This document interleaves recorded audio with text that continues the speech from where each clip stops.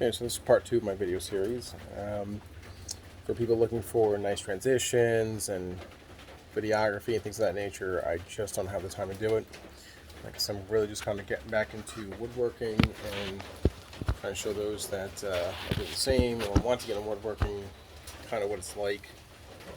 You have all these other individuals out there that do incredible work and do it extremely well, and they have to start from somewhere.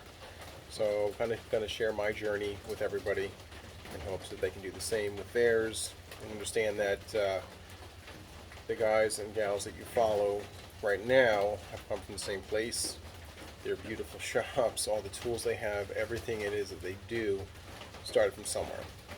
So this is just a realistic look from the beginning of what I'm doing, and hopefully try to help other people out getting into the hobby or potential business.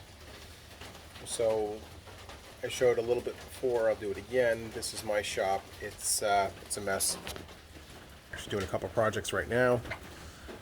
So right now this is a workbench that I started with just because my garage is, I think it's like 13 by 20. It's extremely small. So I started off with just a very plain workbench. I did 2x4s, 3¼ inch top, plywood, and it just kind of grew from there. So initially when I started it, I didn't know how deep this was going to go until I just started working on projects, and then I realized that I needed to cultivate a workbench that actually helped me for my space and my projects. So for instance, when I started with the shelves over here and down here, I realized that I needed something else in between because there's a lot of dead space. So I have this drawer where, and I just used undermount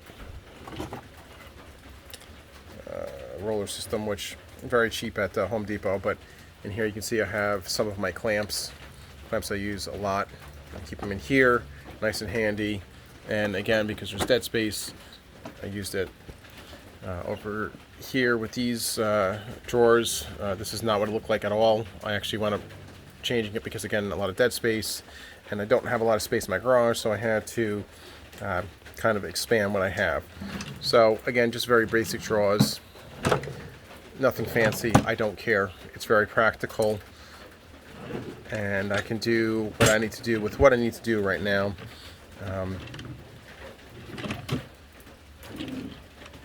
Very simple layout. Nothing fancy, but it's again very practical for me. Hopefully this summer I will be adding to the power in my garage. Right now I have one 20 amp GFI that goes to the house. That's not at all practical for what I need, but it's working for me now. So that will be upgraded. A couple other things I have. So obviously you can see a lot of green tools over here. I've been using Ryobi for, I'd say, almost the better part of a decade, and they haven't failed me. They work extremely well. I will say the one thing that I noticed that they are lacking in is I used to have their table saw, and I still have their miter saw, which eventually will get replaced. But now you're starting to see a little more yellow in my shop, just because it's a little bit easier and more dependable for straighter cuts, accurate cuts, and things that I need that I can't spend as much time on that I did with Ryobi. So one of the most important things in your shop is a vacuum system. Very generic, I don't care. It's serving the purpose right now, and it's working extremely well for me. So I just have a rigid vac.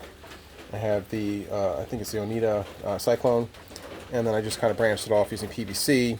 Rubber hoses. One goes to table saw, the other one goes to cleaning up the mess in the shop, and then this one goes to the miter saw over here. Again, I'm showing this on purpose because I want people to understand that shops are not always pretty looking, and that when you're working and they're very small, conducive to your environment, this is what you have to do. I will get a little more organized, but this is what it looks like right now.